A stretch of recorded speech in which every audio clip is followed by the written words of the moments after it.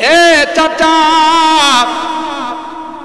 আপনি যদি একটা বার আমার কানে কানে কলমাটা পড়ে নেন, আমি ওয়াদা দিলাম গো, আমি আল্লাহর কাছে সুপারিশ করে আল্লাহর জান্নাতে নিয়ে যাব। কিতাবের মধ্যে আসে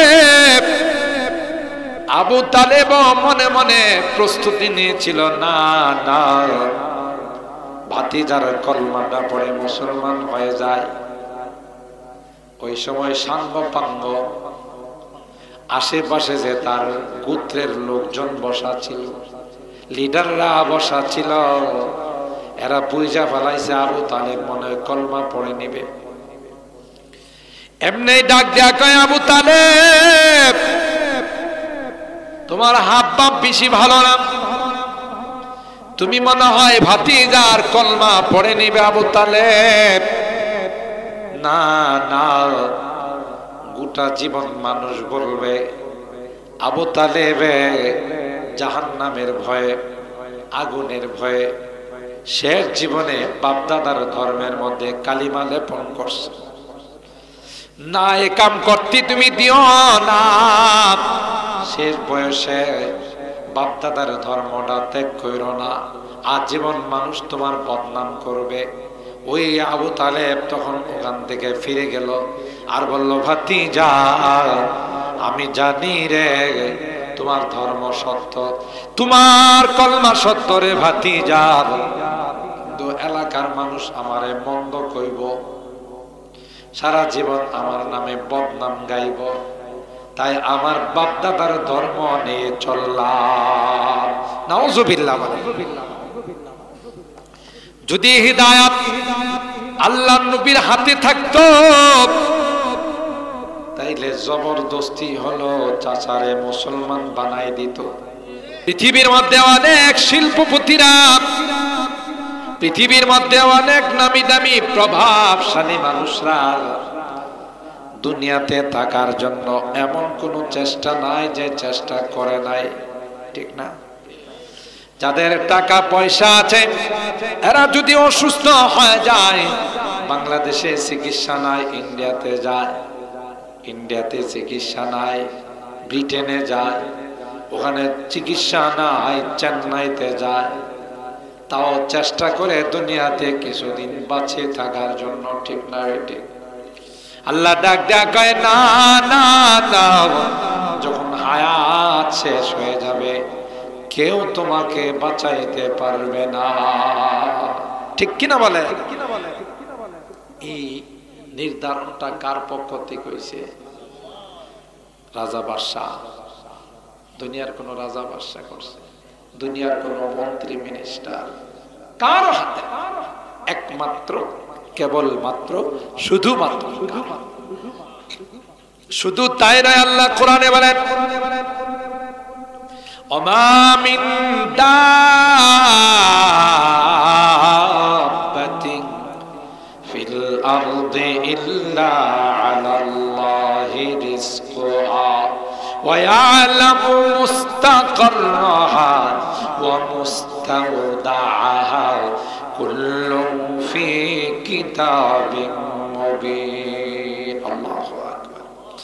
আল্লাহ বলেন, গোলাম তুমি পৃথিবীতে আসার পূর্বে কোথায় থাকবে, কি খাবে, কোথায় বসবাস করবে, কোন জায়গাতে তোমার বাসস্থান হবে, কোন জায়গা থেকে তুমি কোন সময় বিদায় নেবে, তোমার সৃষ্টির 50,000 বছর পূর্বে আমি আল্লাহ লৌহে মাহফুজে লিখে রাখছি। আচ্ছা, যে জিনিস লৌহে মাহফুজে লেখা আছে এটা কি কেউ সরাইতে পারবে, হটাইতে পারবে? ক্ষমতা আছে কার? পৃথিবীর কারো ক্ষমতা নাই। আপনারা ঘটনা জানেন সাদ্দাদের। আল্লাহর জান্নাতে যাইব না, নিজেই জান্নাত বানাইছে। নাউজুবিল্লাহ কইতেন না? কে? সাদ্দাদ। বাপরি বাপ, যা আছে সব কিছু দিয়া সাজাইছে। উদ্বোধন করতে যাইব, গেইটে আজরাইল উপস্থিত। স্যার একটু থামেন, কথা আছে। ফকিরের বেশে, অপরিচিত মানুষের বেশে সাদ্দাত বলল,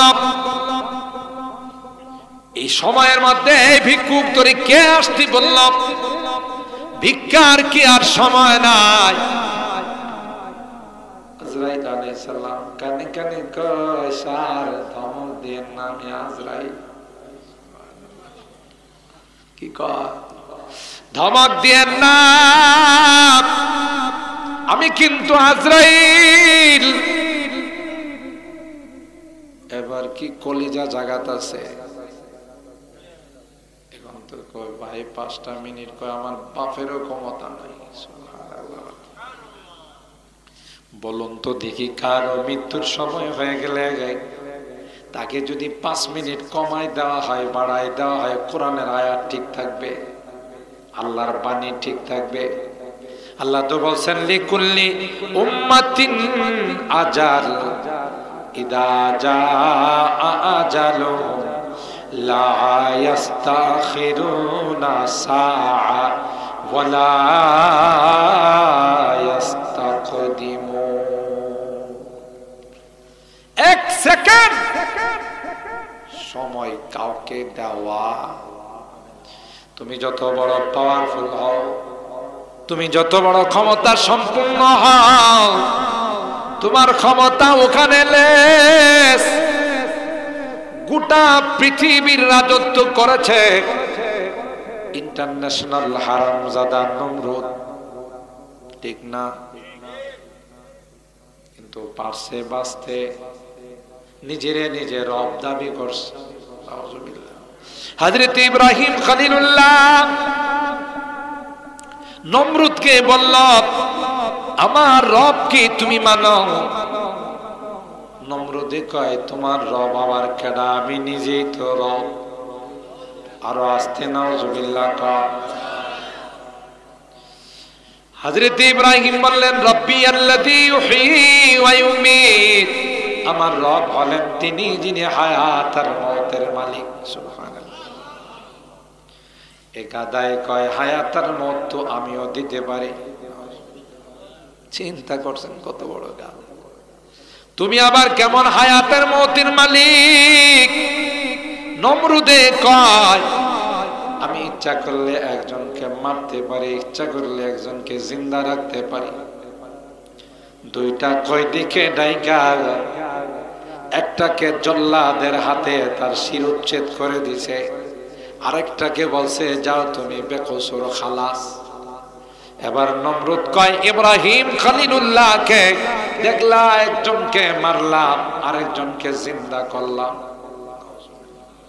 আচ্ছা আপনারা কোন তো হেজেরে কইছে বেকসুর খালাস, এটা আগে মরা আছে, কথা কয় না। যারে কইছে বেকসুর খালাস, হে কি মরা না জিন্দা? গা দায়ে কয় হ্যাঁ বলে, হ্যাঁ জিন্দা করছে। তাহলে মাথার মধ্যে গোবর হতো নাই, গোবরের মধ্যেও তো লাউ গাছ ওঠে, কথা কয় না। বুঝা গেল হের মাথায় কিছু নাই।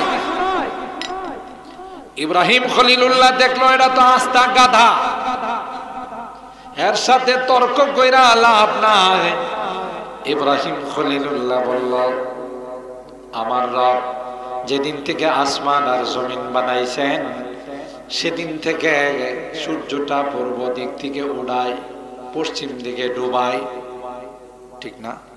শৈলপুর কি কোনোদিন দক্ষিণ দিক দিয়ে উঠছে দেখছেন? কোন দিক দিয়ে উড়ে? আর ডুবে কোন দিক দিয়া? না না, আমরা কই ডুবে,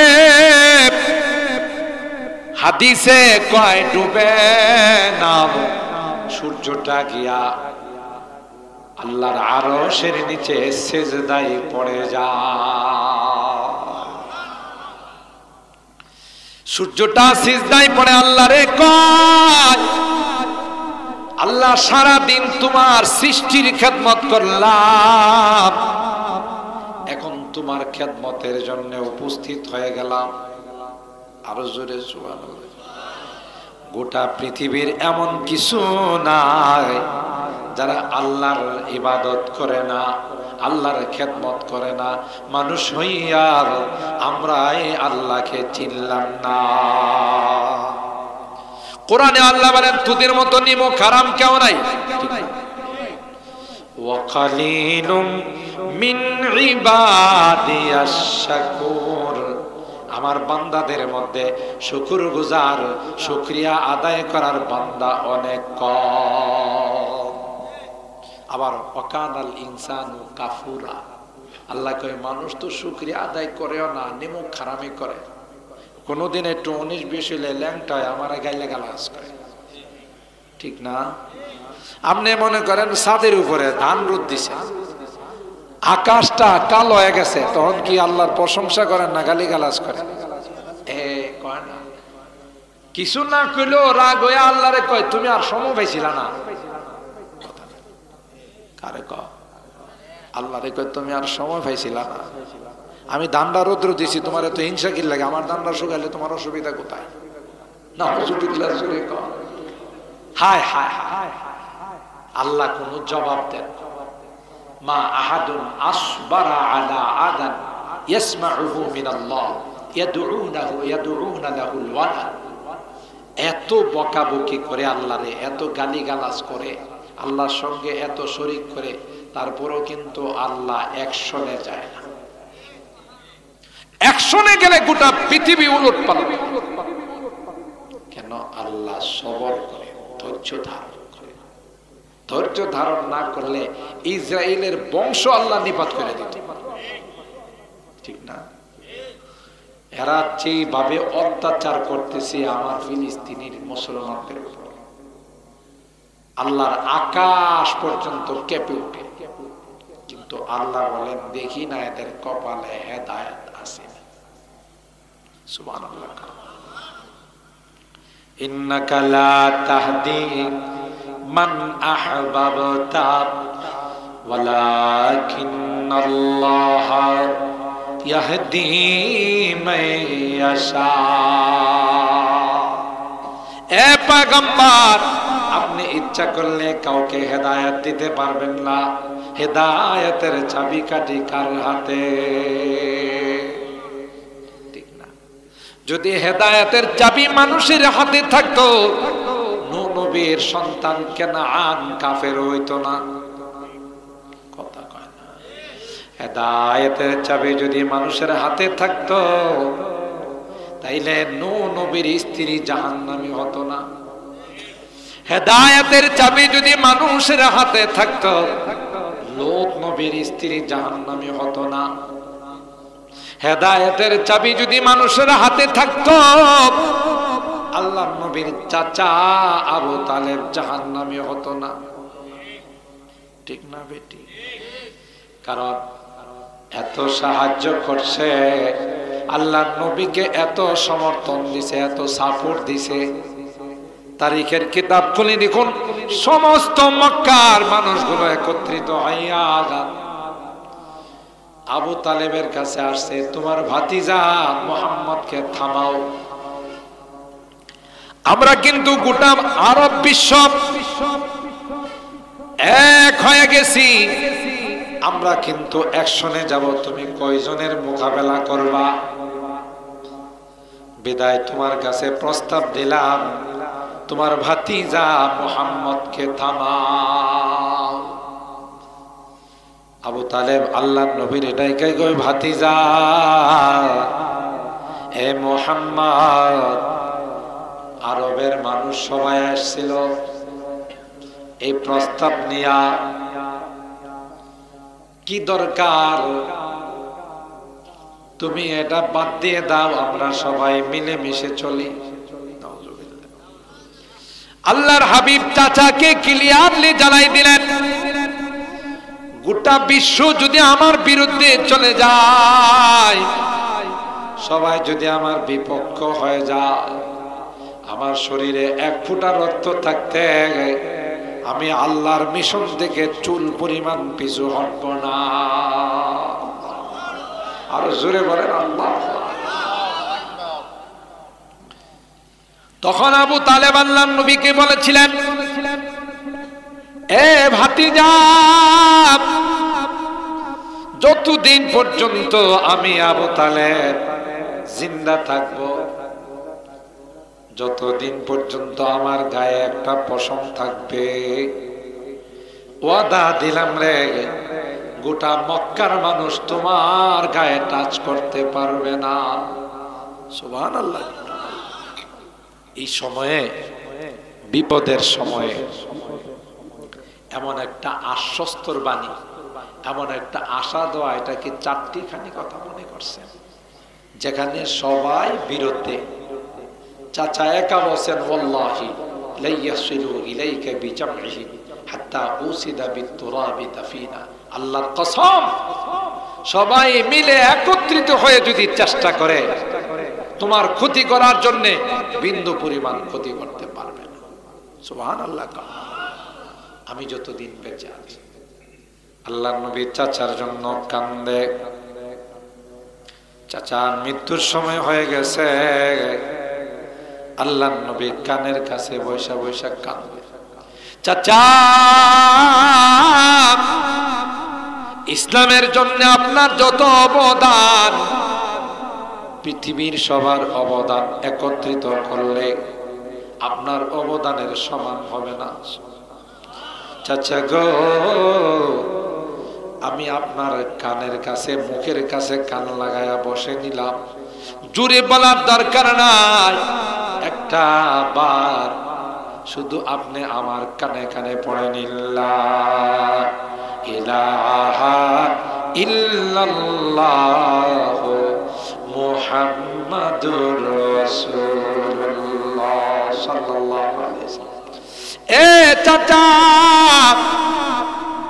আপনি যদি একটা বার আমার কানে কানে কলমাটা পড়ে নেন, আমি ওয়াদা দিলাম গো, আমি আল্লাহর কাছে সুপারিশ করে আল্লাহর জান্নাতে নিয়ে যাব। কিতাবের মধ্যে আসে, আবু তালেব মনে মনে প্রস্তুতি নিয়েছিল, না না, ভাতিজার কলমাটা পড়ে মুসলমান হয়ে যায়। ওই সময় সাঙ্গ পাঙ্গ আশেপাশে যে তার গোত্রের লোকজন বসা ছিল, লিডাররা বসা ছিল, এরা বুঝা ফেলাইছে আবু তালেব মনে হয় কলমা পড়ে নিবে।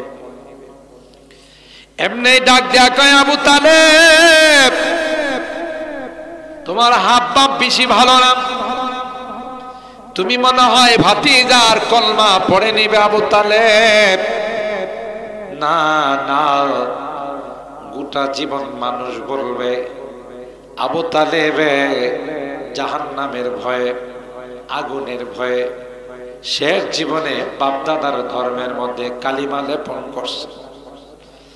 না, এ কাম করতে তুমি দিও না, শেষ বয়সে বাপদাদার ধর্মটা ত্যাগ করো না, আজীবন মানুষ তোমার বদনাম করবে। ওই আবু তালেব তখন ওখান থেকে ফিরে গেল আর বলল, ভাতিজা, আমি জানি রে তোমার ধর্ম সত্য, তোমার কলমা সত্য রে ভাতিজা, কিন্তু এলাকার মানুষ আমারে মন্দ কইব, সারা জীবন আমার নামে বদনাম গাইব, তাই আমার বাপদাদার ধর্ম নিয়ে চললাম। নাউজুবিল্লাহ। যদি হিদায়াত আল্লাহর নবীর হাতে থাকতো, তাইলে জবরদস্তি হলো চাচারে মুসলমান বানাই দিত, ঠিক না বে ঠিক? হিদায়াতের মালিককে, ভালো কাজ করানোর মালিককে। বাংলাদেশে কত মানুষ আছে হাজার হাজার কোটি টাকার মালিক, খবর নিয়ে দেখেন জীবনে একবারও তাদের ভাগ্যে হজ জোটে না, অথচ অনেক গরিব মানুষ টাকা মাটির ব্যাংকে জমায়া, ব্যাংকের মধ্যে রাইখা একটা সময় এই টাকা দেয়া হজ করে ফেলাইছে। বুঝা গেল ভাগ্য খারাপ, টাকা থাইকাও সে হজ করতে পারল। জোরে বলে, তাই আল্লাহর হাবিব আল্লাহর কাছে বলেন, আল্লাহ আমার চাচা এমন কোন সহযোগিতা নাই যা আমার জন্য করে নাই, আমার ইসলাম রক্ষা করার জন্য করে নাই।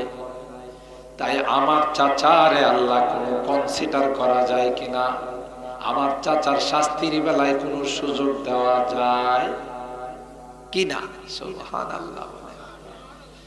অথচ কোন অমুসলিমের জন্য সুপারিশ করার কোনো অনুমতি নাই। কিন্তু আল্লাহর হাবিব বলেন, মালিক আমি কি করব, আমার চাচা তো আমার জন্য জান দিছে, ইসলামের জন্য জান দিছে। আল্লাহ পাক ডাক দেয়া কয়, হাবিব আমার জান জান, আপনি যেহেতু একটা আবদার করছেন, আমি আপনাকে খালি হাত ফেরত দেব না। যত মানুষ জাহান্নামে যাবে সবচাইতে কম শাস্তিটা যার হবে তিনি হলেন আপনার চাচা। কিতাবের মধ্যে আসে সবচাইতে হালকা শাস্তিটা আবু তালেবের জন্য বরাদ্দ করা হয়েছে। সেটা হলো একটা স্যান্ডেল পায়ে দেয়া রাখবে, জাহান্নামের স্যান্ডেল। এটার এমন তাপ হবে, এমন হিট হবে, যে হিটের কারণে আবু তালেবের মাথার মগজটা নাক চুপ দিয়া বাহির হবে। আল্লাহু আকবার। আরো জোরে বলেন আল্লাহু আকবার। হযরত ইবনে পয়গম্বর, অনেক লম্বা ঘটনা, আমি শুধু মাঝখানে কুট করে বলছি। হযরত ইবনে পয়গম্বর প্লাবন যখন শুরু হয়ে গেল, তার কলিজার টুকরা সন্তান কেনান রে ডাক দেয়া কইয়া, বুনাইয়াল কাম মা'ানা ওয়ালা তাকুম মা'আল কাফিরিন। আল্লাহু আকবার। এ আমার কলিজার টুকরা সন্তান, এখনো সময় আছে, তুমি কলমা পড়ে আমার স্টিমারে, আমার কিস্তিতে তুমি আইসা পড়ো, তাইলে তুমি জান্নাতি হয়ে যাবে, জাহান্নাম থেকে মুক্ত হয়ে যাবে। ওয়ালা তাকুম মা'আল কাফিরিন, তোমার সঙ্গটা তুমি ছেড়ে দাও, সঙ্গ বড় খারাপ। বাংলাতে কথা আছে, সৎসঙ্গে স্বর্গবাস, স্বর্গে বাস, অসৎসঙ্গে সর্বনাশ। ঠিক না? সঙ্গ ভালো হলে 5 ওয়াক্ত নামাজ জামাতের সাথে আদায় করে, সঙ্গ ভালো হলে কোরআনের মাহফিলে যায়, সঙ্গ ভালো হলে জুমার নামাজ আদায় করে, সঙ্গ খারাপ হলে মাজারে যায়, সঙ্গ খারাপ হলে মদ খায়। দেখেন না, আবু তালেব রেডি হয়ে গেছিল, কলমাটা পড়েনি, পারে নাই কেন? সঙ্গের কারণে। দেখছেন, এই জন্য সঙ্গের অনেক দাম আছে। কোরআনে আল্লাহ বলেন, ইয়া আইয়ুহাল্লাযীনা আমানুত্তাকুল্লাহ ওয়া কুনু মা'আস সাদিকিন। তোমরা আল্লাহকে ভয় করো, ইত্তাকুল্লাহ। তবে এটা তোমাদের অর্জন হবে না যদি ভালো মানুষের সঙ্গে না যাও। দেখছেন, দেখেন না, একটা মানুষ নামাজ নাই, রোজা নাই, মদ খায়, নেশা করে, ইয়াবা খায়, বাবা খায়, এরও যদি কোনো মতে হাতে পায়ে ধরে 3 দিন চিল্লার জন্য নেওয়া যায়, তার মধ্যে পরিবর্তন হয় না। কেন? 40টা দিন মসজিদের পরিবেশে থাকছে, ঠিক না? জামাতের সাথে তাকবীরে উলার সাথে নামাজ আদায় করছে, জিকির আজকার করছে, তালিম শুনছে, সূরা কেরাত মশক করছে, আল্লাহর ঘরের সঙ্গ। আসলে পরে দেখা যায় দাঁড়িয়ে দুটিয়ে নামাজে একজন আল্লাহর ওলি। অথচ এই লোকটা মদ খাইতো, কি খাইতো? এই লোকটা সন্ত্রাসী করত, এই লোকটা গাঞ্জা খাইতো, ইয়াবা খাইতো, কিন্তু সঙ্গের কারণে এখন একজন আল্লাহর ওলি। ঘটনা সে 4-5 জন ডাকাত ডাকাতি করতে পারে না, ডাকাতির কোনো সুযোগ নাই, যেখানে যায় ওখানে ধরা খায়। পরামর্শ করলো যে ডাকাতির রাস্তা বাদ দিয়া লো, পিরানির রাস্তা লো। কিসের রাস্তা? পিরানির রাস্তা। তো একজন আরেকজনকে কয় আমগো কাছে মানুষ মরি দিব, সবাই তো আমাদেরকে চিনে, আমরা সব ডাকাত, আমাদের কাছে কেউ কি জিকির আজকারের লাইগে আইব? ডাকাতের সর্দার বলল না না না, পোশাকটা পরিবর্তন করব, জয়নাল আবদিন সাহেব হুজুরের মতো লম্বা জুব্বা লাগাইব। কথা কয় না? বড় বড় হুজুরদের মতো, সাজিদুর রহমান সাহেবের মতো লম্বা জুব্বা লাগাইব, মাথায় পাগড়ি বাঁধব, হাতে তসবিহ নিব, হাতে লাঠি নিব। এগুলো কার লেবাস? পীর সাহেবের লেবাস। কথা কয় না? এলাকাতে পীরগিরি করব না। যে এলাকার মানুষ আমাদেরকে চিনে না, ওই এলাকায় যায় পীরগিরি করব। আসলে কি পীরগিরি করবার যাইতেছে না, পেট পালবার লাগা যাইতেছে। উদ্দেশ্য কিন্তু পীরগিরি নয়, উদ্দেশ্য কিন্তু পেট পালা। কিন্তু লিবাসটা ধরছে কার? আল্লাহ ওয়ালাদের। ঠিক না বেঠিক? বড় জুব্বা লাগায় আলেম ওলামারা, পীর সাহেবরা, মাথায় পাগড়ি বাঁধে আল্লাহ ওয়ালারা, তাসবিহ থাকে আল্লাহ ওয়ালাদের কাছে। কথা কয় না? এক এলাকায় যায় আস্তানা গাড়ছে, বড় ডাকাত হলেন বড় পীর, আর ছোট ডাকাতরা হলো ছোট পীর। আস্তানা গায়রা এরা শুধু জিকির আজকার তাসবিহ তাহলিল পড়ে, সুবহানাল্লাহ বলে। এলাকার মানুষ কয় আমাদের কপাল, আমাদের এলাকায় আল্লাহ ওয়ালাদের একটা জামাত আইছে। আসলে কি আল্লাহ ওয়ালা না ডাকাতের দল?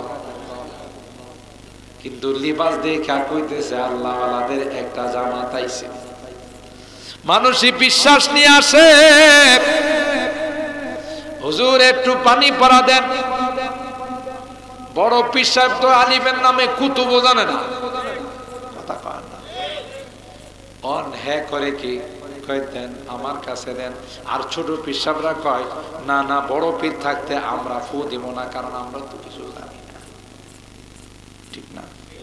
ওই যে ঘটনা আপনারা জানেন না, বড় ভাই সৌদি আরব থাকে, তো সৌদি আরব যারা থাকে এরা লম্বা লম্বা জুব্বা পরে না, টুপ পরে না।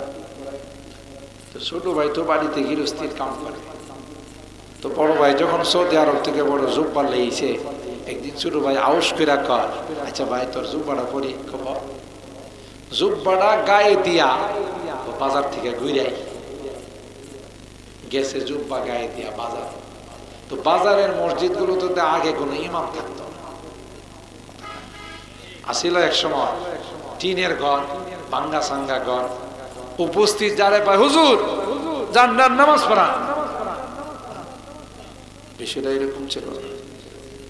এমন এক বাজারে গেছে যে বাজারের মসজিদের কোন নির্ধারিত ইমাম,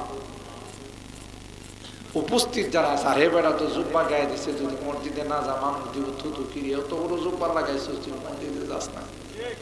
শরমে বরমে এত জীবনে ভুলও কোনোদিন নামাজ পড়ে না। আজকে শরমে বরমে কই গেছে? গেছে বলে আল্লাহর কি কুদরত, মসজিদের মধ্যে এর চাইতে বড় আলেম কেউ নেই। কথাটা বুঝছেননি? সবাই মিল্লা কয় কপাল আজকে,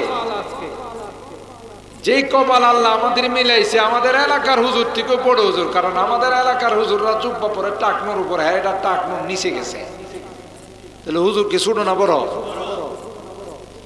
সবাই কই কপাল আল্লাহ মিলাইছে। হুজুর আপনি নামাজটা পড়া, এখন তো এর পায়জামা করো। নামাজ যে পড়ামো এটা কই রাখাত এই দেখতে জানি না, পরে তো ভাই আসরের নামাজ কই রাখা জীবন তো পড়ি। হ্যাঁ কইতেছে ভাই আপনারা একজন পড়ান না হুজুর, মাথা আমরা নষ্ট হয়েছে, আপনার মতো এত বড় জুব্বাওয়ালা হুজুরতে আমরা নামাজ পড়াবো। কো ভাই জুব্বাটা আমার না আমার ভাইয়ের। ও যাই হোক, জুব্বাটা আমার না কার, কিন্তু এই দোয়াই টোয়াই দিয়া কামনা সবাই ঠেল্লা নিয়ে কই ফেলাইছে ইমামতি নিয়ে দাঁড় করাইছে। এখন এর তো মনে করেন অবস্থা খারাপ। আমি যে সবার ইমামতি করো রুকুই বা কয়টা তুল, সিজদাই বা কয়টা তুল, কথা কয় না, কিচ্ছু তো জানি না। তো দাঁড় করাইছে, কিছু তো করার না। এইটুকুন তো জানি যে দাঁড়ায়া কতক্ষণের পরে একটা রুকু দেওয়ার পরে সেজদা যায়, সেজদা পর্যন্ত গেল, কথা কয় না।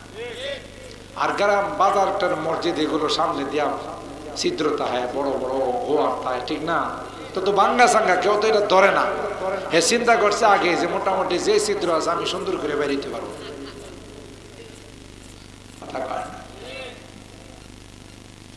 আল্লাহর নাম নিয়ে সেজদায় গেছে আর সেজদার থেকে উঠে না। পিছনে যারা আসিল এরা কিরে ইতনা লম্বা সিজদা, কথা কয়।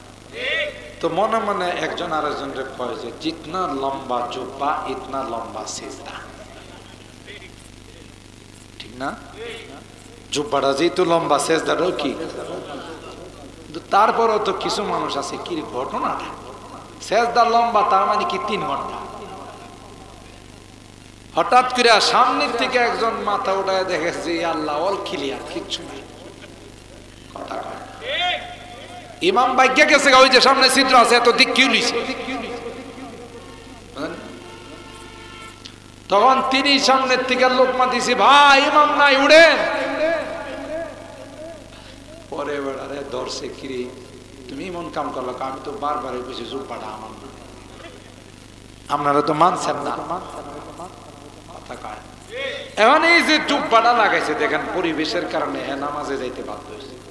আমরা এই জুব্বা লাগায় কোনোদিন সিনেমা হলে ঢুকতে পারবো না। যারা দাড়ি রাখছে, যারা দিনদারের লেবাস রাখছে, ওরা হারাম কাজ কোনোদিন করতে পারে না। এই জন্য সঙ্গের একটা বড় দাম আছে।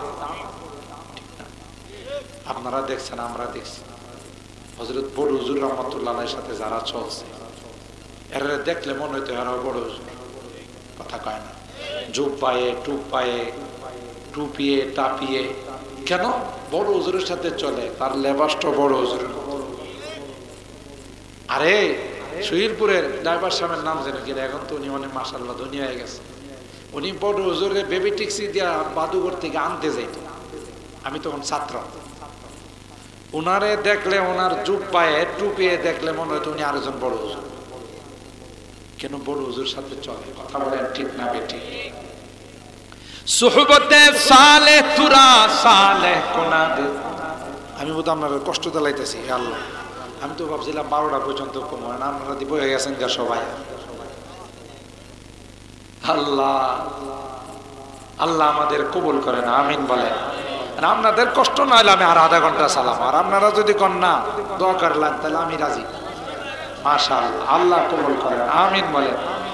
আমার ছোট ভাইয়েরা আমার উপর অনেক রাগ, 2 বছর আমি ডেট মিট দিছি না। আমার কয় আমরা ডেট দিন না, মানুষের কাছে আমরা চেহারা দেখাতে পারি না। তোরা খালাতো ভাই ডেট দেন না, তাইলে এবার দাওয়াত না দিলাম, আমি ডেট দিলাম। দাওয়াত দিয়েছিল আমার ঠিকই, কিন্তু তারিখ মিলাইতে পারি না। তা আমি যখন শুনছি পরে 18 তারিখ, আমি বলছি ঠিক আছে আমি শেষে আইসা দোয়া করবো। আমার খালাম আমার বারবার ফোন দিছে, তুমি দাওয়াত রাখো না, আর এরা আমার আইসা জ্বালা। আলহামদুলিল্লাহ আজকে আল্লাহ মিলাই দিয়েছে, আলহামদুলিল্লাহ। কম এগুলো দামি কথা, কোরআনের কথা। সঙ্গের অনেক বড় দাম আছে। দেখবেন নামাজি ছেলে, নামাজি যুবক খারাপ সঙ্গ গেলে 2 দিন পরে এরা আপনি চিনতে পারবেন। দাড়ি দুড়ি কাট্টা প্যান্ট শার্ট লাগায়া আর এমতে, অথচ একটা নামাজি সঙ্গ এত খারাপ, কথা কয় না। জোরে বলেন ঠিক না বেঠিক?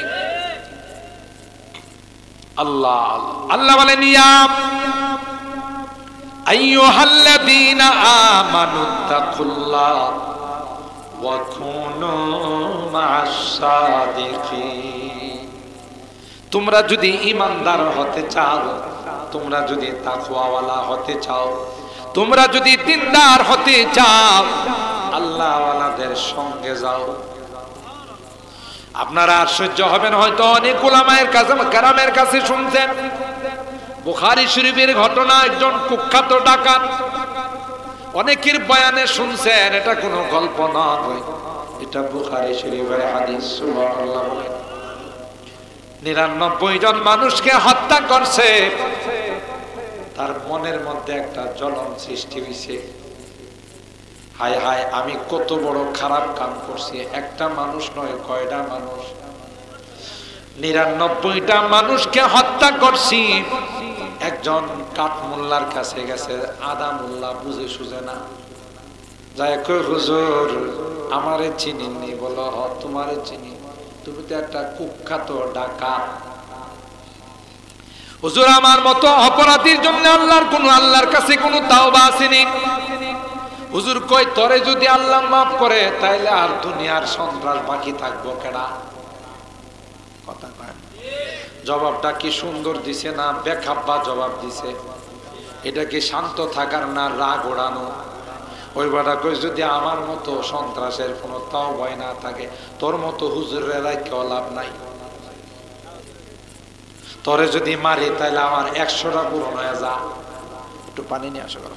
তোরে যদি মারি আমার 100 পূরণ হয়ে যাবে। ওই মোল্লারেও মাইরা ফেলাইছে, যদিও কিছু দিলে আবার পাওয়া যায়।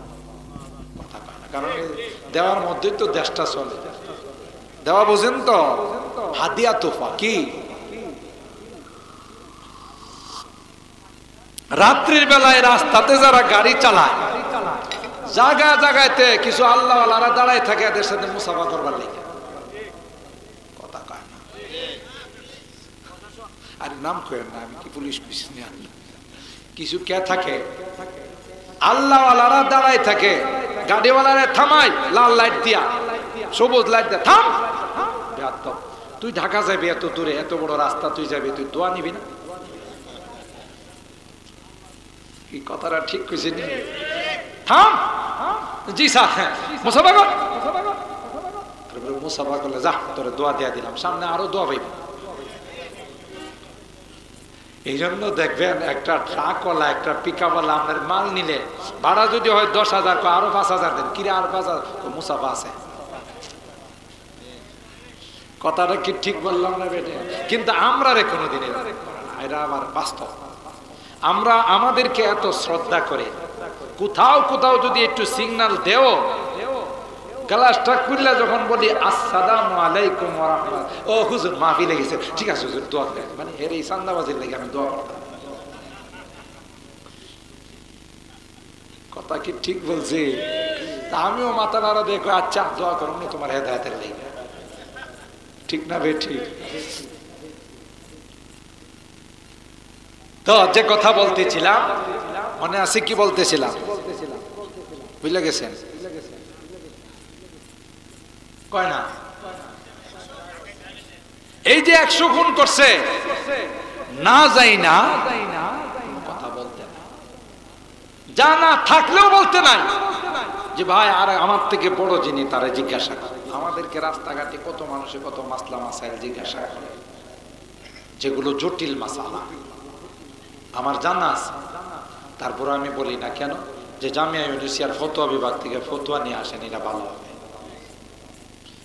আর না যাই না, ওই যে বললাম না হুজুরের কিছু জিজ্ঞাসা, হুজুরের কাছে যদি 3-4 জন বেটা এটা হুজুরের জিজ্ঞাসা লাগে, এটা তো এটার সমাধান হলে হুজুরে বয়া মুসকি মুসকি আসে, জাগা হে ফতোয়া না ফেরে এই জন্য ফতোয়া দিতে পারে, আমি পয়রা লাভ কি?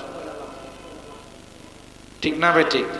তাইলে প্রত্যেকটা ডাক্তারের রুগী বেশি, ডাক্তার কম। বাদশা ওজিরদের প্রশ্ন করলো, বলো তো দেখি দেশে রুগীর সংখ্যা বেশি না ডাক্তারের সংখ্যা বেশি? সবাই কইল যে স্যার রুগীর সংখ্যা বেশি, ডাক্তারের সংখ্যা কম। একজন কইল স্যার আমি একমত না, ডাক্তার বেশি রুগী কম। কথা বুঝে আসছে? ডাক্তার বেশি রুগী কম। এ কথা যখন একজন বলছে, তখন বলল যে তুমি যে কথাটা বললা সবার বিরুদ্ধে, এটার পিছনে দলিল কি? ওই স্যার দলিল আমার কিছু নাই। আচ্ছা কালকে স্যার আমি একটু রেডি করে দলিলটা দেব। কালকে কয়টার সময় স্যার বসবেন সংসদ নিয়ে? সবাইকে নিয়ে বসবো কালকে 11টার সময়। ঠিক আছে স্যার, আমি আসবো, দলিল কালকে দিব। হ্যাঁ, আসতে আসতে আইসে 12টায়। কয়টায়? তখন বাদশাহ বললো, এই মিয়া, 11টায় তোমার আসার কথা ছিল, তুমি 12টায় আসলা কেন? কই স্যার, শরীরটা বেশি ভালো আছিল। কি আছিল? ঠান্ডা লাগছে। তখন একজন বললো, এই মিয়া, ঠান্ডার জন্য মানুষ মিটিং মিস করে, একটু সরিষার তেল ভালো করে নাকে লাগায় ঘুমাই গেলেই তো ঠান্ডাটা গেল। আরেকদিন কয়, এই মিয়া, ফালতু মিয়া, ঠান্ডার জন্য আপনি দেরি করছেন, আপনি ভালো করে কাঁচামরিচ দিয়া চানাচুর মাইকা খাইলে তেল দিয়া ঠান্ডাটা গেল। এইভাবে 10 জন চিকিৎসা করছে। কয়জন? রোগী কয়জন? এখন উনি কই, স্যার দেখলেন ডাক্তার বেশি না রোগী বেশি? কথাটা ঠিক না? তো না যাই না কিছু বলতে না, বেটা জানে না। কই মিয়া, তোমার তওবা নাই? তো যদি তওবা না হয়ে থাকে তো আমি এমন গেলাম তোর লুই যাই। ঠিক না? এরপর তার ভিতরের স্পৃহা যায় নাই, মনের আবেগ রয়ে গেছে। হায় হায় হায় হায়, অপরাধের মাত্রা তো আরো বাড়াইলাম, তওবা আসেনি রে। বড় একজন আল্লাহওয়ালার কাছে যায়, জামিয়া ইউনুসিয়াতে মুফতি মুবারকুল্লাহ শাহ হুজুরের কাছে যায়, মুফতি মহসিনুল করিমের কাছে যায়, আল্লামা শাইখ সাজিদুর রহমান শাহ হুজুরের কাছে যায়। ওনারা তো বড় হুজুর, কথা কয় না। গিয়ে মুফতি শাহ হুজুরকে বললেন, হুজুর আমাকে তো চিনেন? বলে, হা হা, তোমাকে চিনি, তুমি বড় একজন কুখ্যাত ডাকাত। হুজুর, তাইলে কি আমার কোনো তাওবা আসেনি? হ্যাঁ, অবশ্যই তাওবা আছে। আর হুজুরে সুবহানাল্লাহ কও। হুজুর কিভাবে এত বড় খুনিরে কি আল্লাহ মাফ করবে? হুজুর আয়াত তিলাওয়াত করে কুলিয়া ইবাদিয়াল্লাযীনা আসরাফু আলা আনফুসিহিম লা তাকনাতু মির রাহমাতিল্লাহ ইন্নাল্লাহা ইয়াগফিরুয যুনুবা জামিআ।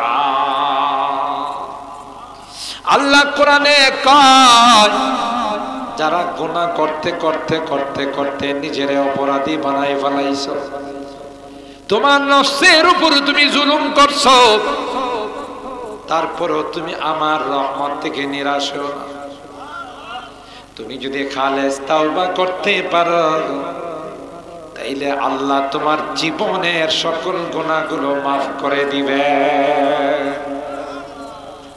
বাজে আর हराचे हस्ती बाज आओ गर काफिरो गबरो बुतपुरुस्ती बाज आओ ये दरगाह माम दरगाह ना उम्मीद निस सद बार अगर तौबा शिकस्ती बाज अल्लाहु अकबर।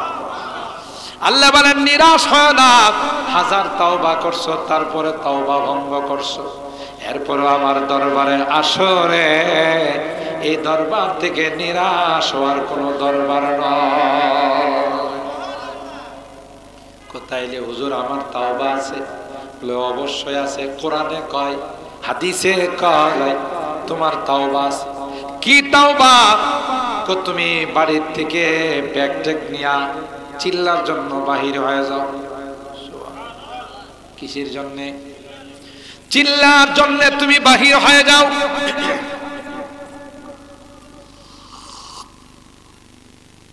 কারণ চিল্লাই গেলে ওখানে 5 ওয়াক্ত নামাজ জামাতের সাথে পড়বা, তালিমে বসবা, জিকির আজকার করবা, ইমামের পেছনে নামাজ পড়বা। এখানে তোমার আমলটা পরিবর্তন হয়ে যাবে, আল্লাহ ওয়ালাদের সংস্রবে তুমি চলে যাবে। সুবহানাল্লাহ বলে দেরি করে না, দেরি করে না। ওই লোকটা বাড়িতে আইসা ব্যাগ বেডিং নিয়া গাড়ি বুসকা লয়া মার্কাজ মসজিদের দিকে রওনা দিছে। সোহেলপুর থেকে মার্কাজ মসজিদে রওনা দিছে। যাওয়ার পথে যখন মাঝখানে গেছে, মার্কাজ মসজিদ আর উত্তর সোহেলপুরের মাঝামাঝি জায়গাতে গেছে, ধরে নেন ঘাটরার মোড়, কথার কথা। ওখানে যাওয়ার পর হায়াত নাই, আজরাইল আলাইহিস সালাম উপস্থিত হয়ে গেছে। আজরাইল আইসা কই, হুজুর চলেন। এখন আজরাইলের কইল, ভাই মার্কাজে গিয়া তোমার সাথে দেখা করো। আজরাইল মানব? আজরাইল যখন বলছি চলেন, এই বেচারা মনের আবেগ নিয়া তখন মৃত্যুর সময় মার্কাজ মসজিদের দিকে সিনাটা দেয়া ধাক্কা দিছে। আমার জীবনের শেষ চেষ্টাটা একটু করে দিই, শেষ প্রচেষ্টা আমি একটু করে নিই। এবার মৃত্যুর পর দুই দল ফেরেশতা আসছে, বুখারী শরীফের হাদিস। জাহান্নামী ফেরেশতারা কয়, কুখ্যাত ডাকাত, তার রূহ নেওয়ার জন্য আমরা আসলাম। জান্নাতি ফেরেশতাদের কয়, তোমরা কোন লজ্জায় আইছো, এত বড় ডাকাতের কিনা জান্নাতে ঢুকাইবা? জান্নাতে গিয়ে অত ডাকাতি করবো? জান্নাতি ফেরেশতারা কয়, ডাকাত কয় না, আল্লাহর ওলি কও। আর জোরে কয়, আগে কি করছে এটা দেখার বিষয় নাই। আজকে হযরত মৌলভী সাহেবের সাথে আল্লাহওয়ালার সাথে কথা বইলা, সে তো মার্কাজ মসজিদে আসার নিয়ত করছিল, সুতরাং আমরা তাকে নিয়ে যাব জান্নাতি মানুষ। দুই দল ফেরেশতার মধ্যে তর্ক বিতর্ক। জান্নাতীরা কয় আমরা জান্নাতে নিয়ে যাব, জাহান্নামীরা কয় আমরা জাহান্নামে নিয়ে যাব। আল্লাহু আকবার। আল্লাহর লীলা খেলা দেখেন। আল্লাহ কয়, জিবরাইল রে তাড়াতাড়ি যায় সমস্যার সমাধান করো। হযরত জিবরাইল দুই দল ফেরেশতাকে বললেন, ভাই তোমরা কি নিয়া এখানে তর্ক বিতর্কে জড়াইছ?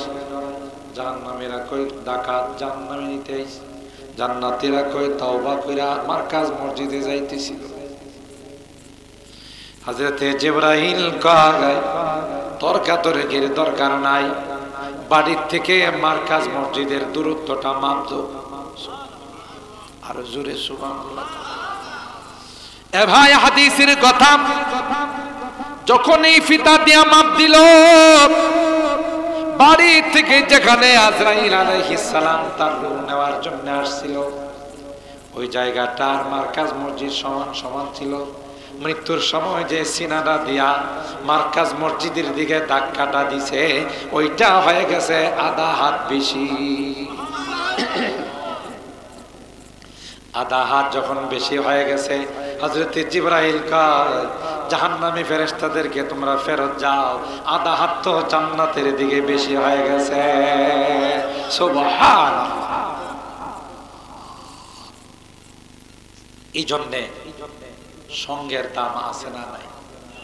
আল্লাহওয়ালাদের সংস্রবে যাওয়ার জন্য বের হইছে, মাঝখানে মৃত্যু আইসা গেছে, আল্লাহ জান্নাতের ফায়সালা করে দিয়েছেন। সুবহানাল্লাহ। ইত্তাকুল্লাহ। এই জন্য এই সকল মাহফিলে আসা, ওলামায়ে কেরামদের সামনে বসা, তবলিগের জন্য যাওয়া, 3 দিন লাগানো, চিল্লা লাগানো, মসজিদে মসজিদে জামাতের সাথে নামাজ পড়া, এটা খুব জরুরি। কথা বলেন ঠিক না বেটি? এগুলো লাগাইলে, সময় দিলে কলবটা জিন্দা হয়, রুহটা তাজা হয়। আপনারা কি কষ্ট পাইছেন বেশি? খুশি না বেজা? খুশি। কি লেগে যে আমরা এখানে আইছি, দিনের কিছু কথা শুনছি। আল্লাহ যদি আজকের এই মাহফিল আমাদের কবুল করে নেন, এটাই জান্নাতের সামাল হয়ে যাবে। সুবহানাল্লাহ। আল্লাহ কবুল করেন, আমিন বলেন।